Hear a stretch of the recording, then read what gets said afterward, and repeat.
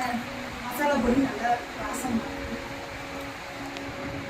என்ன மசாலா வாங்குனீங்க மேடம்? அன்னப்பூர்ணா இல்லை அன்னப்பூர்ணால என்ன மசாலா வாங்குனீங்க, என்ன ஃப்ளேவர் வாங்குனீங்க? சிக்கன் மசாலா, மிளகா பொடி, இது பிரியாணி மசாலா, சாம்பார் பொடி, 4 பொடி நான் வாங்கிட்டு வந்தோம்.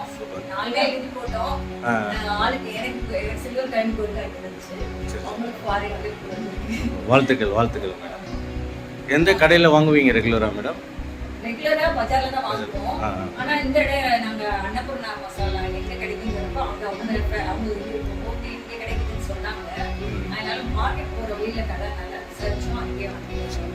குவாலிட்டி எப்படி இருந்துச்சு மேடம் நம்ம சிக்கன் மசாலா? இல்லை நான் அதில் அடிச்சுக்கவே முடியாது. ஏன்னா நான் நிறைய மசாலா வாங்கியிருக்கேன். அது வந்து அவங்கெல்லாம் பாப்புலர் நேமாக இருந்தால் கூட அந்த அளவுக்கு மசாலா நல்லா இருக்காது.